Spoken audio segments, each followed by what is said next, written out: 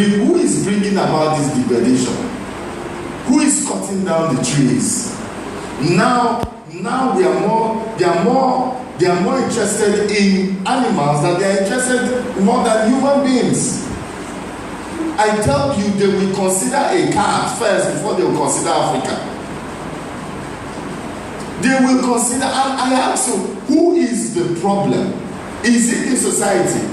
Is it nature itself? Is it the environment? Is men within the society that are bringing about this change?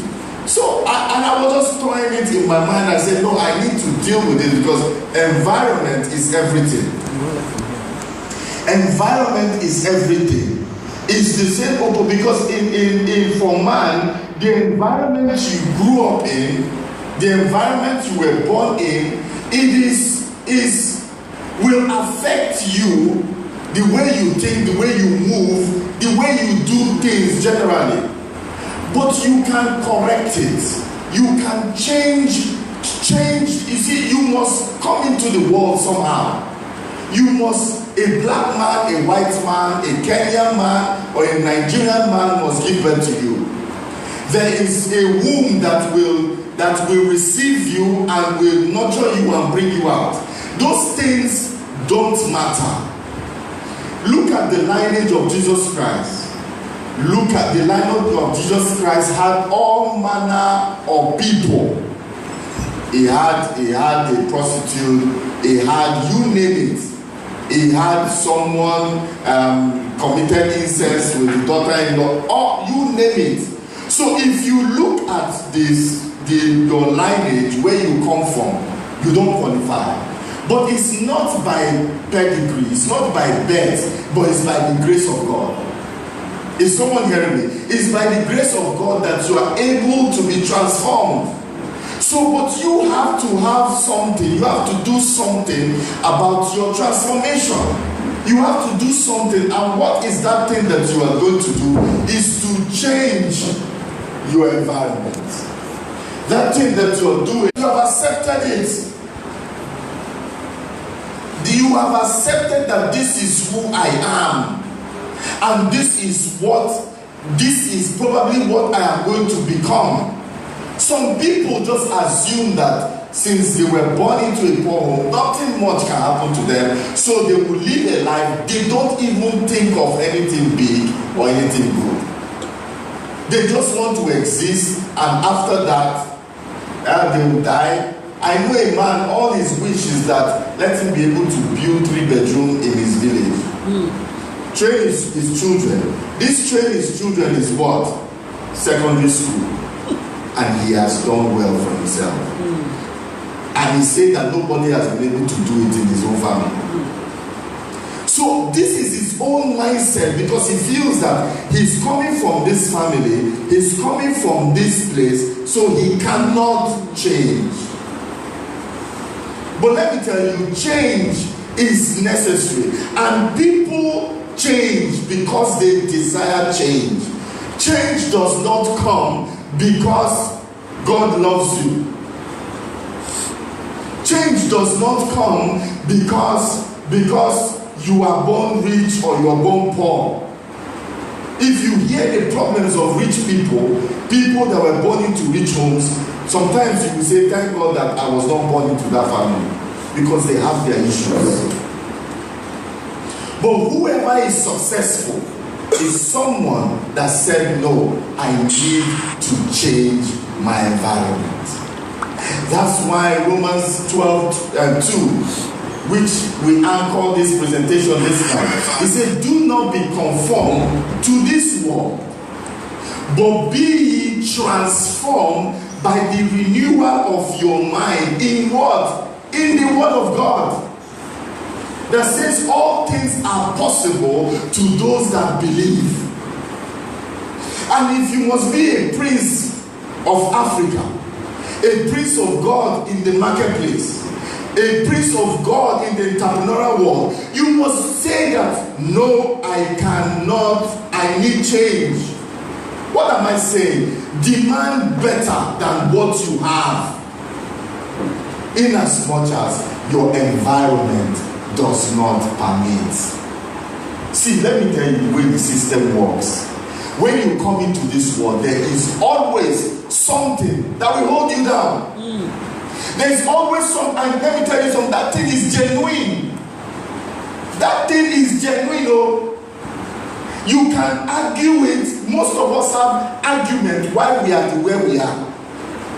Most of us can give us the instances of why we are where we are. I tried this business, it did not work. I tried this, it didn't work. I have done this, maybe God doesn't want me to do it. We have excuses. But someone, you need to change. See, the day you decide to change, your thinking will change also. My wife marvels at the fact that I don't give up when it comes to something. Because she thought that many years ago I would have given up in this marketplace dream.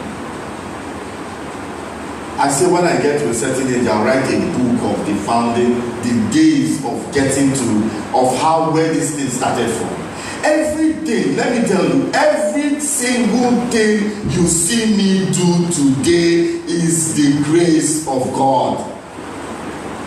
It's because I decided to do it. I think I've shared a story here before. I told the pastor, when I became a pastor, I could pray and pray down heaven in my closet. But when in the department, I became a church worker. My assistant head of the department said I should pray in public. I couldn't pray. I was so embarrassed. In front of men, women, everybody, I could not pray. For like 5 minutes, I could hear them giggling and laughing. I could not. That thing touched me. And I could not, because I was born very shy. I told in secondary school from 2, I told them that God has called me to leadership. I see myself speaking. One of my friends laughed from double punk and fell down. He said, "Is this your time?" It's not your time. Every single thing is because I said, no, I will not accept it.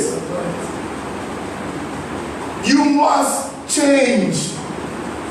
You must be willing to change. You must be willing to change and say, look, this thing is not right. I need to change it. I need to change it. I started reading, where I started reading from is, I used to hang out all my life where I realized that the Holy Spirit helped me try as much as possible to stay with people that are older than you. You learn 1 or 2 things, and people that are richer than you also learn a lot. It will help you. Don't stay with people that you are the Lord. The more they call you Lord and bow to you, you are going down instead of going up.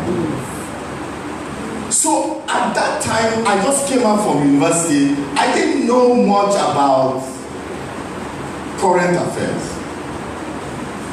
I didn't know much about current affairs. So when they talk, they're talking about this governor, talking about this, talking about that, talking about this, talking about that. I was lost. I said, no. I went home. My father they used to bring like 6 newspapers to him. So I sat down. I started digesting the 6 newspapers every day. So by the time I went back to the joints, they talked. I had what to say.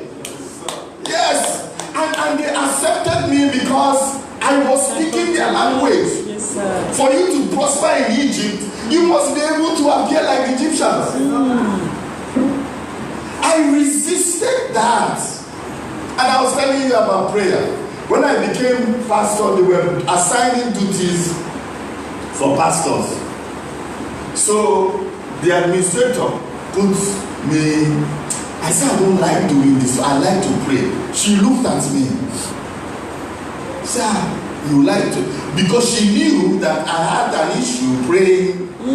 But she put me. Today, I pray for the high and mighty. I prayed for a president before. Yes. So, who changed? Who did that? Was it God? I would have been saved, born again, make heaven, but will never have that experience. Never. See, you are saved, you will make heaven, but you remain poor if you decide not to change it. You will be, sickness will be in your body. You will die of that sickness and go to heaven.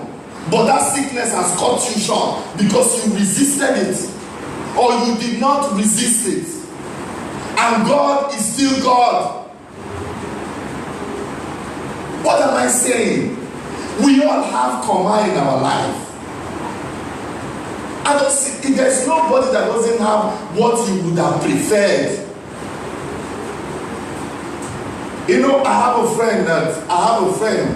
He called me one day and said, that he watched me on Facebook and that he see me that is talking like this. I say, my brother, begin to do Thanksgiving. Because in my wildest imagination, I will never believe I can speak. He said, I said, because God, when God gives you a gift, you feel that that gift is common. But the person he has not given that thing to, that needs to pray to have that gift, that thing is doing testimony every day. What I'm saying is that you must be hungry for those things. Because you are let me tell you, there's a marriage this thing I saw a couple of years back. This boy was born in Ajegule in Lagos, for those of us that know, and this girl was born in Amadi Flats here in Port Harcourt. If you see the guy, church now as church worker, as polished in wetsuit, but when he speaks, you hear, you know, because he went to those type of, you know, if you will hear his tenses, sometimes it's not falling line upon line, you know, precept, you know, because you will know, because once you miss that primary school and miss it in secondary school, it's difficult. You can have first class, but your English will always know that there was comma somewhere. So this man was hustling, or he started hustling. He said he started taking care of himself at the age of 7. By the age of 9, he was taking care of himself, his mother, and his sister and brother. And this man is the one that has trained all his siblings, still taking care of his mother. But the man doesn't know how to stop and relax. Everything he does is say, future, this, man of God, but he's not one day able to relax.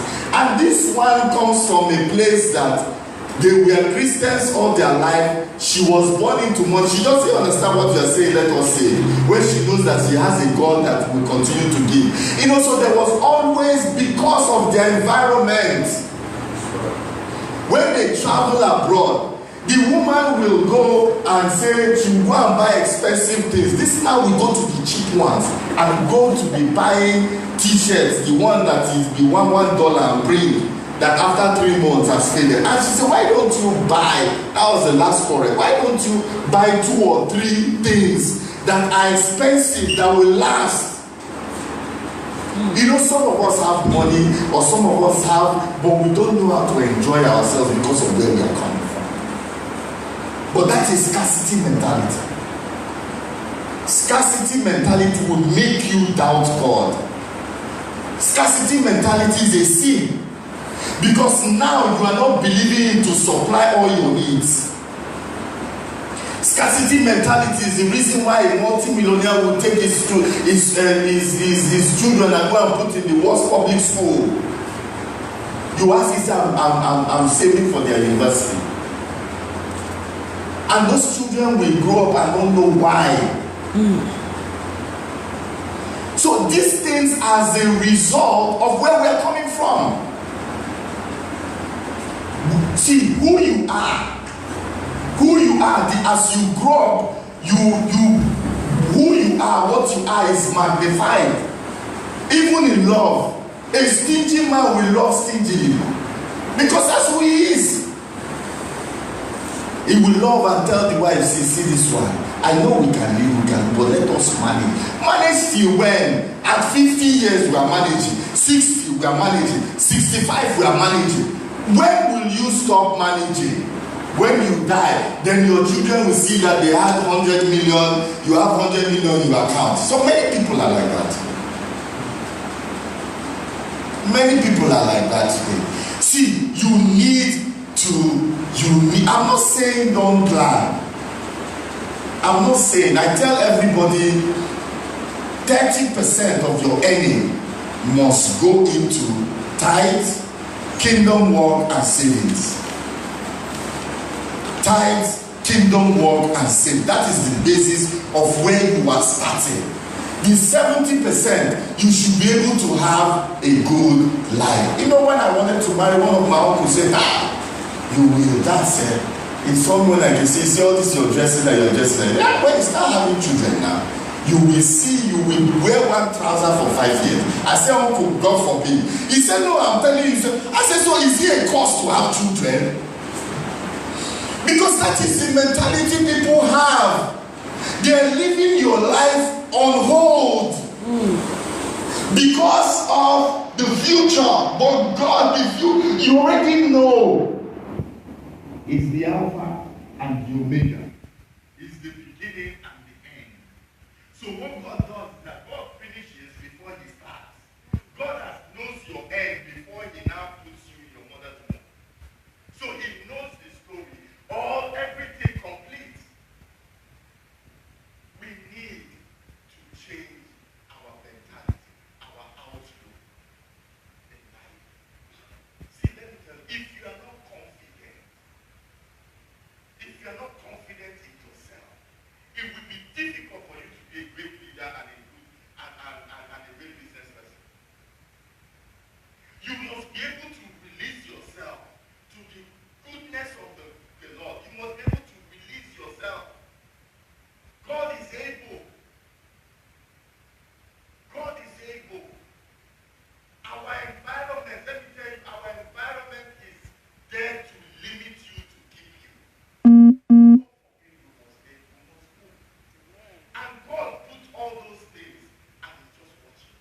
Let me see this, how this my son. Most of us are disappointed. Most of us, it's like the story God was excited and told Moses, get 12 people, let them go and spy out the land.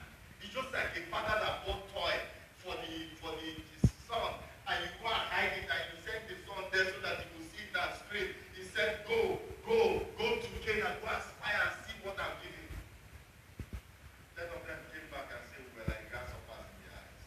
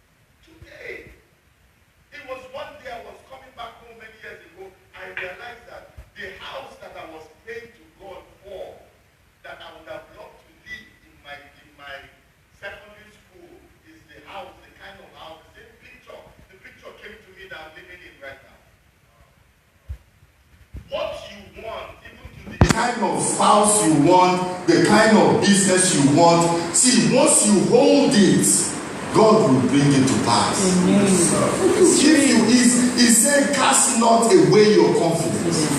Yes, sir. Cast not away your confidence. Because he has, with your confidence, has a recompense of reward that comes with it. You can have exactly what you want. So, what is environment?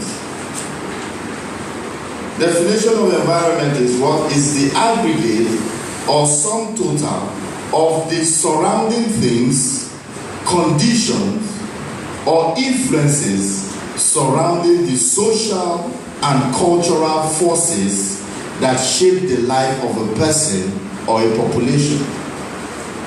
I say it again, the aggregate or the sum total of surrounding things, conditions, or influences surrounding the social and cultural forces that shape the life of a person or a population.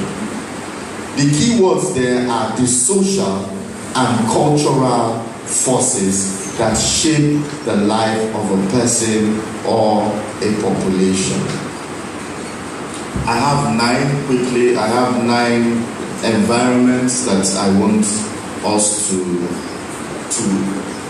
change. There are 5 environments, 9 environments that we need to change. 9 environments that will bring about our freedom, mental freedom, and spiritual freedom. The first one is your learning environment. Your learning environment.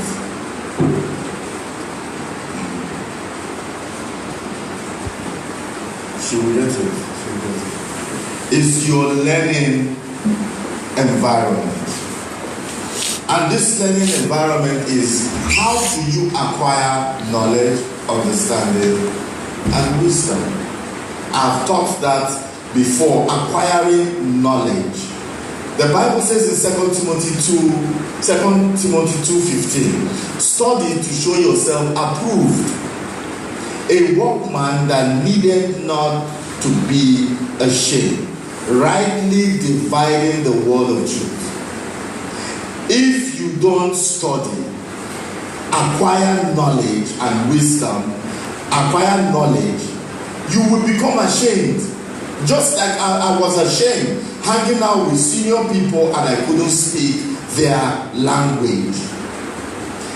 Learning, anybody that has stopped learning has stopped growing. Anybody that has stopped learning has stopped growing. Learning is a continuum. It does not stop in whichever way, and you must learn. And 4 key things you need to learn is that you need to learn your Bible. You need to read your Bible. It's your tool, it's the greatest tool. Because when you are praying to God, God will answer you through the words from the Bible. God will answer you through scriptures. Second, you must do what? You must read Christian literature. What is the, thank you.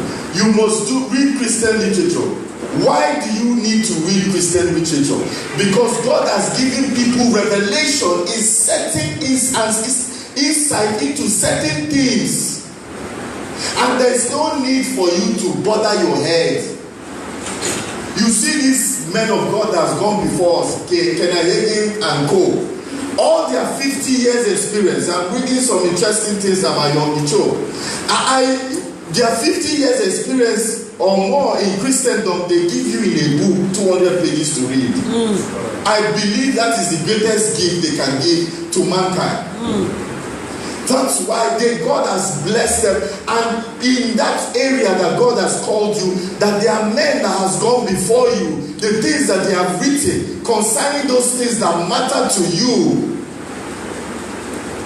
you have to read them. The third one is what? current affairs.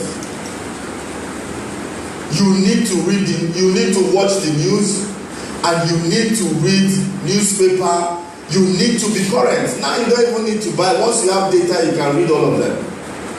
You need to know what is happening. You need to read Business Times Day. You need to read concerning business, leadership, anything at all that comes across your way, you have to read about it. You are learning every day. You are learning. You know, you can pass an exam, you can pass an aptitude test to work in a company, but you fail the interview because you are not correct. There's someone here. Yes, you can pass the test into that company that you want, but by the time they try you with 1 or 2 questions, and those questions will be nothing technical. I've seen engineers lose out in an engineering firm because they asked them, who is your governor, or what did the governor say last week? They were looking, say, no, this is not the material that we want. Because the world is looking for people that are versatile. So you must be current, not just in River State politics, Nigerian politics, and global politics. Then the 4th one is that you must be current in your own industry. You must minimum of 2 hours every day. You must be searching the internet concerning that your industry. Whichever industry you find, go to the internet, press fashion designers in China, read all the articles. One article will lead you to another. Before you know, you will even spend 4 hours. Tomorrow you say, let me even see what they are wearing in Malaysia. See, you are from there, a design will come. Asian Afro design. That by the time you bring that Asian Afro design, people will be clapping. Say, this is great. It's because of the places you are going. That is the learning. You have your learning environment. Spread yourself. Spread yourself in these 4 areas. That has brought me so much knowledge. And some of which I'm using today. The Bible stabilizes you, gives you the word of God. Christian literature makes it's like expo. People that have gotten it before. Current affairs, you need to know whether we should be running for Port Harcourt. You need to know now. You can't be at home, you wake up one morning, yawn, come out, everybody is taking off, and you are not aware that they are running. You need to be current with what government is saying, because government policy can put you out of business. You need to be current with what is happening, because when you are watching those things, you'll be able to adjust your business to suit those things. And this is your field. I tell people that know how to sing. The ones in my church that come and ask me 1 or 2 things, I say you must sing every day for 4 hours. You must. Before the world will celebrate you, you will hit that 10,000 hours. It's a rule. You must sing. So you must sing for 4 hours, and you must know. And you if you even me sometimes I know I can't sing, but sometimes I just for the fun of it. So let me talk to people that can sing. You can train your voice on your own. There are many things on the internet that can help you train your voice. You will break egg and break some things. You will drink. You will gargle. You will do this. Your voice will change. There's a program on the, I just came across it.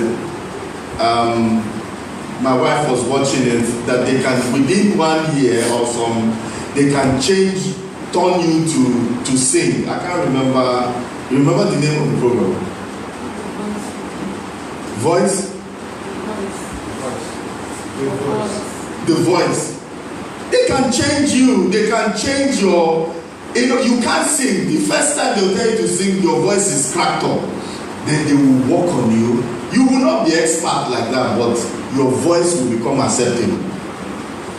Before, when people used to say, it's enough, at least they will listen to you. So you be in this world that you mean that I can sing? You mean I can sing?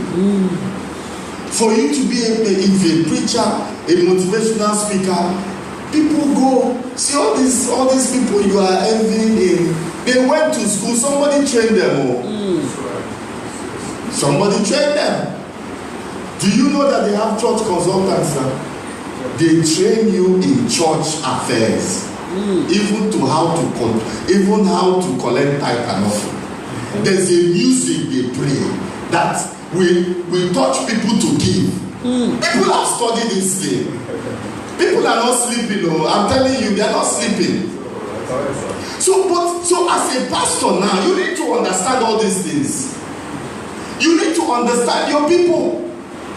So assuming if I was a pulpit pastor, I will be asking, you need to know the average mindset of your congregation worldwide, not even only. You must know this, so when they are coming like this, you know how to check them. You need to know how to survive. How to survive. See, if I listen to someone and his message is not changing with time, I feel that the person is not trying to grow, is not trying to learn something. Your teaching last year cannot be the same teaching now. There must be something must have changed. Focus must have changed. It means that you're actually looking how to change what you're doing. The message or the message and the way of my presentation and the topics when we started, it's not the same thing that I'm doing now. Before the end of the year, it might change. By next year, it will move because I am constantly trying to innovate. So, let me just give you one or two tips. When you're reading, please hold a pen and a pencil and write. If it's your book, write on it, because sometimes you might not wait to go and get what to write. Do not read if you do not have a pen and a jotter. Always have a pen and a jotter close by, and take note. You know why? Let me give you. It is statistics have proven that you forget 50% of what you have read and heard within 3 hours. Within 3 hours, you have lost 50% of the content of what you have read or you have heard or you've watched. And sadly, within 24 hours or 24 hours later, you have forgotten 50% of that 50%. That's 75% gone in 24 hours. I can still remember that, when you are discussing with people, you see this Bible and pen, I must always have one. Because for me, I got to understand that God deals with me during brainstorming. You can come to my office, you come for counseling. As I'm counseling you, God is giving me information to other things that even me that I need. So if I do not write it down at that time, you will forget, it will just slip by. Has it ever happened to you? You are talking to somebody, there was an idea that came, but because you didn't want to break or do, then that thing has gone. And it's gone forever. It's gone forever. So you must have a writing pad. Second, you must read in such a way that you remove distractions. Remove all forms of distraction. When you're reading, when you're gathering knowledge, because knowledge is life. Knowledge is growth. When you're gathering knowledge, the phone, put it on silent. It's not the time to check email. It's not television. You fast television sometimes. Remove television. Food, friends, especially friends that are wasters. time wasters. Remove them. Any form of distraction, remove it from your life. When that time, that 1 hour, 2 hours, whenever it is that you are learning something, put your phone on silence. Because you can read something and you are thinking. My phone, 80% of the time, what's 80? 90% of the time is on vibration. Then the other 10% I put it on silent. I can be thinking, like, you know, when you are thinking, the phone can just ring. And you know, the line of thought is broken. Then you pick the phone and say, which now I say they can greet you. Which kind greet you? Have made this important thing fly away from my head. Which type of greet is this? Is it not wish greeting? Is this one not, did they send you to call me at that time? Sometimes you see that when you want to do important things, one call will just come and you will just remove. So you put it on silent, you will not die. Even if they are calling you to send money from, it will not, they won't die in just 2 hours. You will still send it, they will survive. You know why? Family can kill somebody. When you die, they will still live another 60, 70 years. And you have died because of their problem.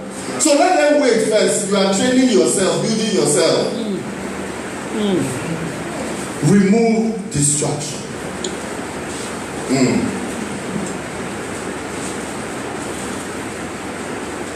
Then another thing that is important for people that are gathering knowledge, you must have an hour of reflection. A time to reflect and a time to pray. Because you see, prayer is not just mouthing off. I have taught the process of wisdom. First of all, is in acquiring knowledge. When you acquire knowledge, then you look for, you seek understanding of the knowledge. Because it's not every knowledge you acquire. It's not every knowledge you acquire that you know. And so you need to seek wisdom. When you have wisdom about that knowledge, then when you have understanding, then you can pray for wisdom.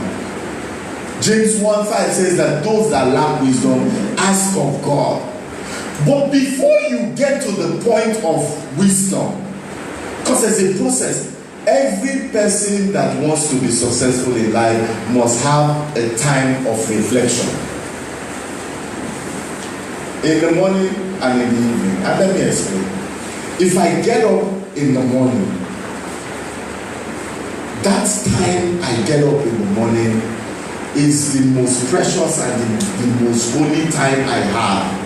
And it's not just to enter into my study, my place of prayer and begin to pray. No. You first of all sit down. See, when you sit down and think, just think through. You will be hearing your voice. You'll be hearing some things. When you train yourself, you'll be hearing some things that you did not know. You'll be hearing some things that this problem, you've had this problem, but you've not sat down to think about it. Just sit down very early. If it's 5 in the morning, that time everywhere is quiet, and just think through. For me, I speak in tongues. I speak in tongues, thinking of one particular thing at a time. Thinking. There was a wonderful woman of God that I saw something that a prayer she led, and she said when it comes to praying for forgiveness, we all say, Father, forgive me sins of commission, sins of omission, blah blah blah. He said, ask the Holy Spirit to dig up the things that you need to. I thought it was a joke. I just laughed. I said I should know. But I asked the Holy Spirit, still while praying, do you know that some things, 10 years, 15 years, I did not know those things. I know those things, but I will never have remembered to ask for forgiveness. And you don't know that those little things might be what is holding you. Because God is expecting you to ask for forgiveness for those things. So that He can forgive you and you can move on. I said, what? There's some things you don't know, but in your private time of reflection that will come to you. Don't be too much in a hurry to pray. Prayer is the last when you have wisdom and understanding. Then you get up and say, God, this one, that one, and they are direct. You must explain your business. Say, Lord, I am not profitable.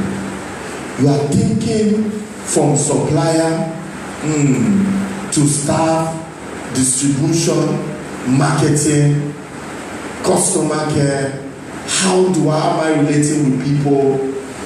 Just think. I'm not saying pray. You can either speak in tongues or I'm just saying reflect on those things that are bothering you. You will come back and bring prophets the offering. Amen. I'm telling you. Amen. The things that matter to us, they look so simple. They look so simple. There's so many ways to it, but I have to move on. I still have many things to talk about. Then reflection at night. For me, 9 o'clock, I go to, as I can, I go, if I'm not too tired, I go to my study. I'm not praying. I can speak in tongues, but I'm just thinking about some of those things I didn't do well during the day. Reflect. Once you start to think, once you start to reflect, it means that you are going back to your spiritual state, which is you, and the Holy Spirit will begin to guide you. As many as are led by the Spirit of God, these are the sons of God. When you begin to reflect, my best time when I have problem is when I want to sleep. I'm lying down because I want to sleep, and I'm in deep thoughts of how can I get? How can I? Then I'll say, Kenneth, you solve this problem. Why don't you appear to me now and tell me what to? It's like a joke. I'm taking it, but as I am doing it, I realize by the time I wake up in the morning, there's an idea that will just come concerning it. There must be a deep time of reflection. Nothing just happens. Things happen because you desire it. Our expectation, we pray, God, let our expectation not be cut short. But if there's no expectation, there will be no cutting, there will be no receiving. What is your expectation and what is your thought? Understand your problem. Once you have understanding to the problem and the knowledge that you have acquired, wisdom will now come. You must set yourself to learn. Please, those 4 categories I tell you, you must do it on a daily basis. Grow yourself. Let your knowledge base be increased. 2, your living environment. Your living, where you live. Where you live. Some men will stay at work till 10, 11, 12 because they don't want to go home. Because their home is not conducive for them. They have life issue, or they know that whatever it is. I told the young man, I said, go and read Matthew 5:25. He said, I cannot read because this, my wife did this, he has issues. I say, settle that thing and ask for peace in your home. Because the best place, you cannot receive some certain things in the office. There's some certain things you receive very early in the morning. If there's no peace at home, I said go and settle with your wife, because if you don't settle with your wife, your prayers will not pass the ceiling. It's there in the Bible. It's there. 2 must work together. It feels that the wife doesn't understand business because she doesn't understand business. Yes, she doesn't understand business, but she can smell the devil. She can smell danger. The Bible tells us that the serpent will strike the foot of the woman, and the man and the woman will hit the head. Women sense the same danger more than men, because we reason in logic. She can tell you, yes, I know I don't know business, but don't do this or don't go out today. What's the essence of doing business? You are not well, your safety is not in place. So I say settle. I said, told in Matthew 5. I say, agree with your adversary quickly. Policemen use it to extort. That scripture can be used. Agree with them. If there's no peace in your home, there can be no progress. And what does the Bible say about a cantankerous woman? It's better to live in the roof than to live with. Settle. Because your place, your living environment, is the place that God will release to you. Things that you need. There must be peace in the house. Your living environment must be a peaceful place. The home is, because the home is where you read, the home is where you pray, and the home is where you relax. Those three things will help you become a better person. You cannot be relaxing in restaurant, in joint, in the office. You cannot. You must come home. There is something about a peaceful home. A peaceful home, you know, when you come into your home and there is peace, and there is something it does to you. There's something it does to you, and you have that energy to go out again the next day. You need to have peace in your home because God will speak to you. And another thing you need to know is that you must have. That is where what kills if there is no peace. Every home, everybody that must be successful in life must have an altar. An altar. You have to have an altar. You have to have an altar in your home. So you cannot be priest over the altar, over the home, and you are not able to manage. You see, the many issues you will face in life, I might not be able to go into details, but the many things you will face in life, an altar will help you to solve it. What is an altar? A place where you meet God. A place where divinity meets humanity. We learned about altar in the life of Jacob. When he was running, he slept. And when he slept, he saw movement of angels going up and down. So an altar can be a place of angels ascending and descending. It can also be a place of demonic ascending and descending. Demonic people, occultic people, evil people have altars. Every successful Christian must also have an altar in his house. An altar is what? A place that is dedicated to meet God. A place that is dedicated for your prayer, for your reflection. A place where you run to, where you want to meet your God. There must be a place for God in your home. If you go to our villages, you will see that every man has a shrine. True or false? True or false? Are you people with me here? True, you know, so if they have, what is the essence of that shrine? When Jesus was doing what he was doing, they asked him, by which authority are you doing what you're doing? The day you will demand for 50 million, 100 million in the marketplace, demons will ask, by which authority are you coming to ask for this money? So by which authority are you going to stand? It is that altar. Jacob, when God 20 years after came to Jacob, what did he say? He said to him, he said, I am the God of that altar, Bethel, that you did when you were running away. Say, I have come, now arise and go. Altar speaks because altar has a name. Altar is dedicated unto God. You can dedicate the altar yourself, or you can ask pastors to dedicate. Either way it works. It's just to pour oil and invite God into this place. This is where I am. But altar has its own requirement. What are the requirements? You must meet God at that time that you say you're going to come. You must have a dedicated and prayer life. Because you can't have altar and God is waiting for you there all the time. You will come one day and you're all by yourself. So an altar is a place of exchange between you and your God, and it's a place that for me, if you're pursuing me, whether I know what to say or not, I just go and lie down in my altar. Just lie down. I'm not saying anything. Because from there, help will come. The altar has a name. So you cannot have that kind of sacred place in your home and you are quarreling and keeping malice. You cannot. A home is a place that you receive. Do you know where I receive?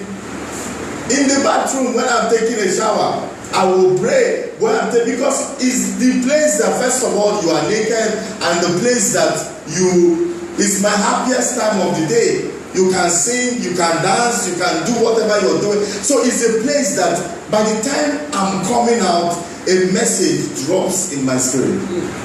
A name drops in my spirit. As I close my eyes sometimes, a face comes to me. And this face, I know this, I have not called this face before. I call that face, you say, I've been trying this, I don't have your number, this one you remember me. By the time you talk to that person, you know why God gave you that picture, that face. So the home is important in your receiving. So there must be peace in your home. Settle it. Settle with the adversary quickly. On the way, if not, we will hand you over to the judge, who will hand you over to the officer, and the officer will hand you over, send you to prison. Most of us were not able to receive because there is no unity in our home. Husband and wife are not united. Kids are not united. There is quarrel. Settle the home front. It's very, very important. It's very, very important. Okay. Then another thing is orderliness. Orderliness. There is something. Orderliness creates and promotes creativity. You see, when you get why do most people sometimes they stay in the hotel? You come to the hotel, you see the way they dress their beds with white. You just want, when you lie down there is peace. You just have this peace. Don't leave your home, your bed is scattered. There's something about coming back home to an ordered home. Freshness and orderliness creates excellence. It brings out excellence in people. So I went to someone's house and he said, I'm coming, if you want to change the channel. Is it not I carry the remote control to change palm oil? When they're eating, they're using. When you even enter into that person's system, you will realize that there is problem. When people enter your space, or people enter their car is, you have to, is when you enter, they say, hold on, they will now be packing things. We learned in school that orderliness is next to godliness. Your living area must be in order. Let me move on. The third one is your transportation, your communing environment and your travel environment. Commuting and travel environment. What do I mean by that? How many hours does it take you to get to work and come back? That is wasted. That is way for if like you have lived in Lagos, going and coming can be 3 hours going, 3 hours coming. What do you do with that 6 hours of the day? Are you reading? Are you listening? What are you doing? It's important that you know what you are doing. And apart from using it to gather knowledge is in different kinds. Knowledge is knowing what people are saying. Some people have gotten business ideas in the taxi. So you can just listen to what people are saying, ask questions based on acquiring knowledge about something. So don't waste, what I'm saying, don't waste that your commuting environment. You see a lot of things. Paul was so brilliant that whatever Paul saw, he used to preach. And you see, for preachers, anything they see can be used on Sunday to preach. So as you're moving, you are learning, and let it be that you are learning something. Let it be that you're learning something. When you leave your house, have it at the back of your mind that you must come back today, you have learned something. whatever topic you want that they are discussing, you are learning. You want to promote, you are buying something, discuss with people and gather some form of knowledge. So when you are getting back to your house, you have learned something about people. How about travel environment? Very important. Make it a duty that when you travel, you see all things. When you try and travel. Try and travel. If you cannot go international, try and travel. Try other tribes. What do they eat? What do they eat? You'll be surprised if you go to the north, you go, what are cultures? You are learning something and it's helping you as a person. You know, if you have stayed in Port Harcourt all your life, it will be difficult for you. What you know about Lagos is not actually the truth. What you know about a certain tribe, what you know about Northerners, what you know, it might not be the true picture. Now you see, because there is so much movement now, there's a lot of tribal marriages in Nigeria. Before, anything from Ore down, they call it Igbo. Anything from is they look at you as, if they don't know whether this one is from this, whether this one is from that, they call you. Even till today, when they see my wife, they mistake her that she's Igbo. Because once you are fair, you come, you are south, they call you, that's what they call you. But you even see that there are tribes, certain tribes that will tell you, if you marry from this side, we will cut you off. But because of oil now, they are coming here for oil company and most of them are getting married here.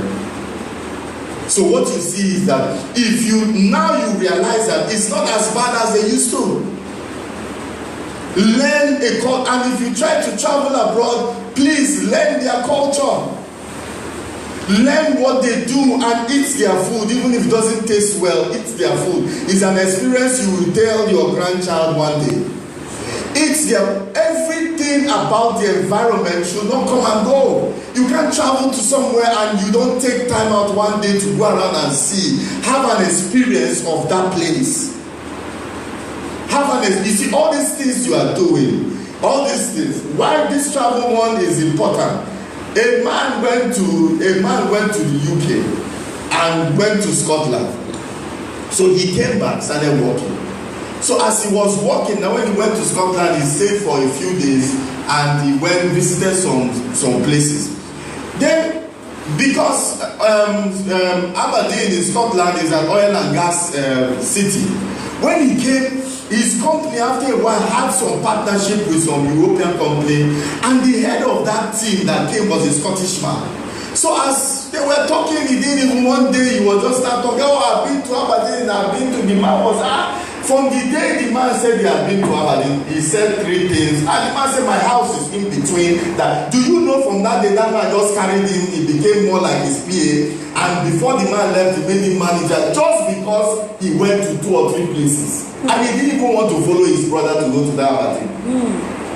He wanted to remain in London.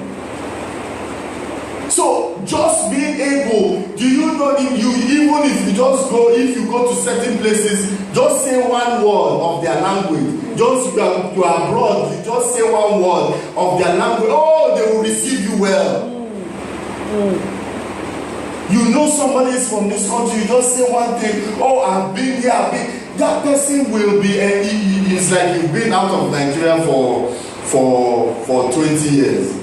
And you see someone abroad and the person tells you, and you tell the person, I live close to you, say, you'll be my neighbor. You see that same excitement, he will just embrace you, and it's like you 2 of you are brothers.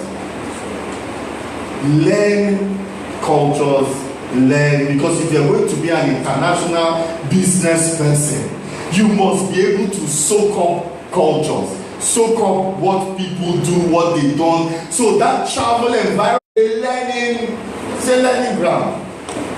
And the more you meet people now, you see you are no longer judgmental. Yes, sir. You are no longer judgmental. Some of us that did not marry from our own tribe, it is difficult for you to tell your son. You know, assuming now your people don't like a tribe where your wife is. like me now. If assuming now my son grows up, my wife is Effie, he will not understand. When I was growing up, sorry, let me just say this one. When I was growing up, when we hear Calabar people talk, we used to make fun, we used to laugh, because of how they say. But I noticed somebody cracked that joke where my son was. It wasn't funny to him. Because he knows that language, he understands that this is his mother's language. There's no way it can be bad to him. Never. So it changes who you are when you travel. When you learn some things. I remember the day I realized that before you go somewhere to go and eat, you must learn how to eat, or if not say that you don't want to eat. I had to go presidential, tell the manager. Then I was logistic manager. We were bringing in. We had over 350 expatriates coming every day. So one day we went to eat. I did not know that we were supposed to eat something in a certain way. They all started laughing. So I said, so if I don't know anything and I've not asked, I won't eat that food that day. Until I now started asking the one that is my friend, so what is this? He said, okay, no, this is this. But I learned something. That when another set came and they ordered that thing, I said, oh, okay, fine. I didn't like that food at all. But I knew that one of them liked, the way they were talking about the food. So as we're eating the food, I felt like vomiting. I said, excellent, this is the best food. If I travel to your country, I will eat it. And I ate it the same way they were eating it. Do you know they love me for it? Sure. They just love me for it. You have to, it helps you. Yes, sir. It helps you to even change. Because some people, let me tell you, I've seen someone that weighs, say like 98 kg. He relocated abroad. When I saw his picture, he was 80 something this thing. He lost like 20 kg. What is that? So boy, hunger won't kill me here. Because he's not able to adjust to you must be able to adjust. Your adjusting is what? You are adjusting and you are preparing yourself for as a global entrepreneur. So that's what I'm saying. You may grow up from Bundu, but you have to say that I am ready. It's not where you grow up from. You change your environment. You learn and position yourself. When you learn something the first time, when you come the second time again, when you come, you are so confident, you are walking, you are walking, and like there was a time that this Washan, like a Washan basin, there was the one that came out many years ago that there's no tap. You just go there, you put your hand in such a way, water begins to come. The first time I went there, I didn't know what to do. I just kept going. I couldn't use, when somebody else, a white guy was going in, I followed him, I saw how he did it. So, so the next time when I was going there, I was confident, I was bouncing because I know there's something about knowledge. Yes, then I saw some Nigerian guys, I said, it will happen to them. So I was hanging around, they were struggling. I said, no, it's like this. You see, knowledge makes you somehow superior. Yes. It makes you, and let me tell you, when you know people's cultures, it makes you like a universal person, a global person. And our vision here is to become a global entrepreneur. Amen. Yes, now. So you must be willing to learn all manner of things. Okay, the fifth one is your work environment. We have time to pray this tonight. Okay, it's the nice thing. Your work environment. Your work environment. You see, you must prepare your office in a way that will encourage creativity. First of all, we'll go back to orderliness. Cleanliness. When somebody enters your office, you need to realize whatever your office is like, your car is like. It's a true representation of who you are. I tell my staff, you see, when you write letter and you miss its words there, it's a true representation of who you are. Take time, and what you present. When we are packaging something here, we are packaging something as if we are going to give to the president. But we are just giving somebody that wants to give us 50,000 naira. But we package it in such a way that it's like millions we're asking you. So that when you see our packaging, you will. Like this year's prospectus for ICBEL. This is not even, when I present this earlier, when I present it to people, they are quick to say, I like this one. It shows who you are. When I come into your office, I want to see some certain things, because when your office is clean, orderly, you people will want to even come out. As I look at you, the way you dress, present yourself, I say this person is a global entrepreneur. I want to do something with him. How can I want to enter your car? There's boot, there's an engineer I know. Everything is inside his boot, inside his car, and you will carry. If you want to sit in the back, you carry to the front. If you want to sit in front, you carry. And it shows, your workplace shows who you are. What you produce is an express image of who you are. Don't play with it. Don't say, you know some people like to manage. Management is a killer. Maybe next Monday we'll talk about average. Management is a killer. And believers will like to manage. Somebody will send you to do something, say, let's just manage it, sir. Let's just manage it now. I used to have had staff that tell them do something, they will do it. And this thing is not coming out well. Let's do it again. Say, let's just who will see it.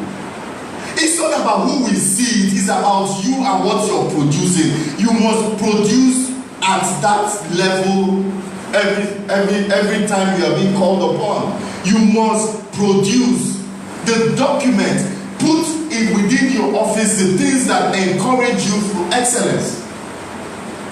You must put in your office things that can motivate people and to help them to think in an excellent way. Your deco must speak who you are. How you decorate, the paint in the wall, where you stay, your location, whatever. You must think through these things. You must think your work environment, it is very, very important. Then your business model. In your business model, you must be constantly seeking ways to improve and serve well and serve people well in an excellent manner. So when people come to your office, what is the takeaway? What do they take away? There are offices you come, and when you are sitting, when they talk to you, you say, no, these ones are professionals. These ones will do the work. I think that these ones are professionals. It's the image that you want. You see, look, let me tell you, the image you exhibit or the image you emit or your thoughts are emissions that people get, and they say this is your image. When somebody comes into your office, what do they take away? You must think about it. I want them to come and look at me as a serious business person. I want them to see me as, so your work environment must be tailored to suit what you want, what is in your mind. You cannot say you want to be a global, you can't say you want to be a global company and everything around you does not show. How do you serve your clients? Are you giving them excellent service? How do you serve them? Are you putting in everything in your work environment? Because there's no witch that is doing you that you have businesses and all your clients are not satisfied with you. Which witch is doing you? Why don't you satisfy them? We know that yes, whatever business that you are doing, when they bring it to you, the man might be slow, but the man will do it well. The man might be slow, but he will do it well.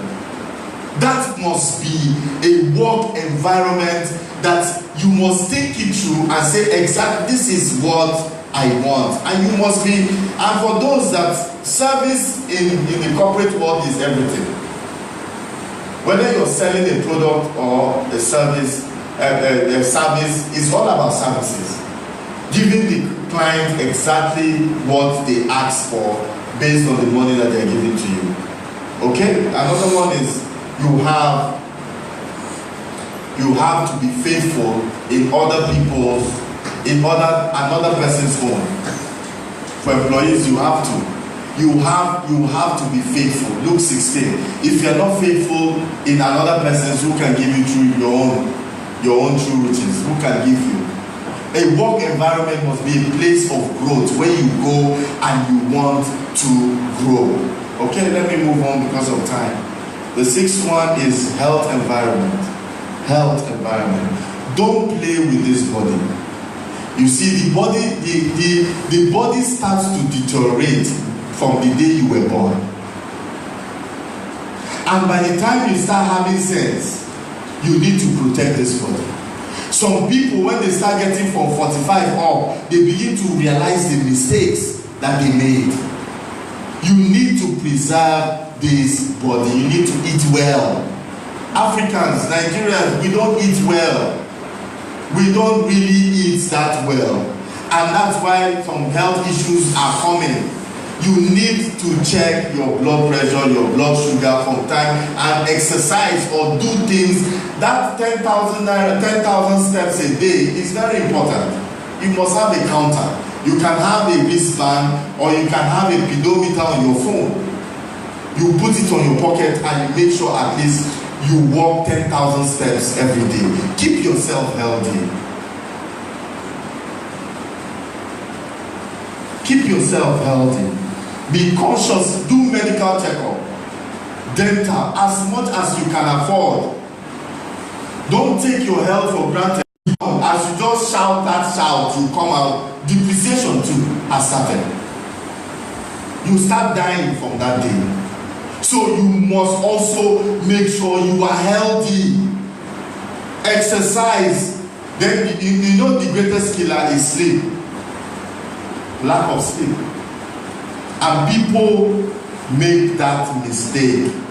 It's recommended that you should sleep 6 or 8 hours a day, but it can be tough for someone that is trying to grow a business. But you should not sleep less than 6 hours, 6 to 7 hours. And guess what? If you have had Monday, Tuesday, Wednesday, Thursday, getting up early to do something, you must, the next day, after that thing has come down, give yourself the opportunity to sleep in till 8 o'clock. Let that body recover itself. Always make a day to recover from the stress. Because if you don't and you continue, you break down. And every time you break down, the body itself is not as strong as it used to be. Make sure you eat well. Take care of this body. There's no need to have money and you are sick. Every time when they ask, our guys are abroad, and they don't know that abroad that you are in is medical checkup that you went for. Okay, number 7, your spiritual environment. Spiritual environment, very important. Where are you fed? Which church? As business people, there are 2. Spiritual. Who is your mentor? Who is your pastor? It's very, very important. It's like who you want to marry. It's like what course you want to be. The same way is which pastor you want to go to his church. It's very important. Who you go and submit your head to. Then who mentors you in the marketplace? I believe that your coming here is mentorship. So I won't talk more on that. But spiritual matters that have to do with your life is important, that your spiritual environment is in tune with what God is saying. If you are in the wrong ministry, in terms of church, you will not grow, you will not move.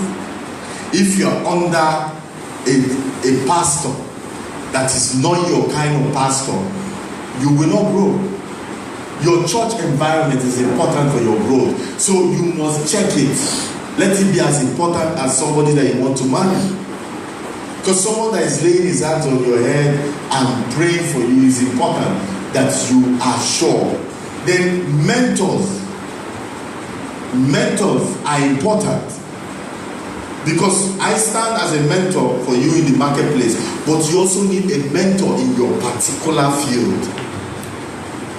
It might not be like a spiritual mentor, but it might be somebody you take wine to, say, oh God, let him give you information. Somebody you go to and he will give you insight. You two of you can rub minds because you are in the same field. A senior partner. You must have mentors. You can have 20 mentors. There's nothing wrong. You can have mentors that are helping you grow in that thing that you're doing. Then the 8th one is social environment. He that wants to have friends must be friendly. But you know, Christians were very stingy. You make friends with money.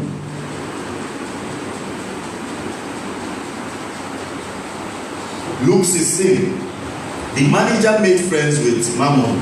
Say, make friends with Mammon. The manager made friends with money, made friends with people. You need influential and powerful people in your circle of influence. You have come of age, you have become business people now. You've come of age. I think the circle that you want is the circle that will help you. It's the circle that will help you advance your vision. So you must be able to break into that circle. And one of the things that make you break into that circle is generosity. Generosity. You use gifts to buy friendship, powerful friendship. You use things to buy powerful, because that is how they will recognize you. You can't. We are stingy generally, Christians, so we don't believe in giving. We don't believe in being there for each other. We don't believe in supporting and helping people grow. Relationships are built. Acquire good and influential friends.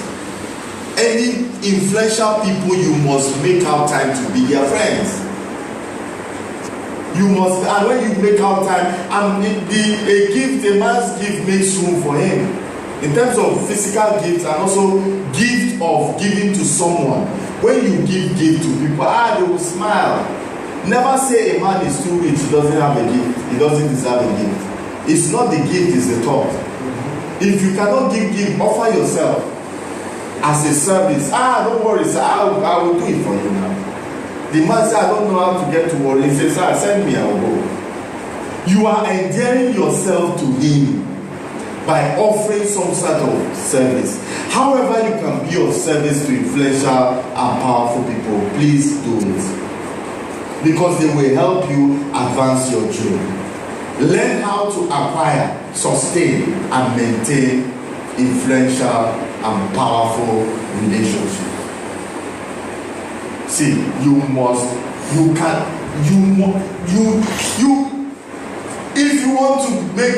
want to make governor your friend, it's not easy, but it's doable. It's not easy, it's doable. During that political time, go and take one big, if you take that billboard on the wall of, you go and borrow money and put in the wall of Wike re-elect, or you put something, you think it's a joke. Somebody will call you and put your number there. Put a number there. Somebody will call you. There is always on that Forces Avenue on Asikiwe Road, that place before go to Kidney Island, and there's a notorious billboard there for government people. And when you are passing there, they're always promoting one government person. It works. When Amechi was there, I knew. When you put that thing, he will call you, somebody will call you, and they give you 5 million, 10 million. How much do you use to put that in there? If you get 5 million, is it bad business? And when he's doing his campaign, you are laughing. When he's doing his campaign, they will call you to, because you're a supporter. Yes. When he's doing this campaign, they will call you as a supporter because you show them you can support. And when they come, they give that supporters, they empower them now with something so that they can support well. Yes. You understand? You have made friends with the governor. That's what it means. That's how it starts. Because you can't see him. And just that one is a joke, but it's true. But I'm telling you, you must go out of your way and do something so that they will see you and notice you. You must. You must. Yeah, we want to do an outreach. The partners want to do an outreach. In Gorica, we want to feed, want to assist some widows that lost their husbands. The recent ones in fighting Boko Haram. Yeah, to us, we're doing what God has called us to do. But you will know the commandant. You will know the commandant. You have helped the two of you know it. There's no way you see you on traffic in pool or greet. And if you see him, even if you see wherever you see him, you have money, he's buying something, he's come. I say, okay, don't worry, let me buy for you. He say, you are a pastor, you are too nice. The day you have trouble, you call him, he will send 50, where he will send 5 before, he will send 50.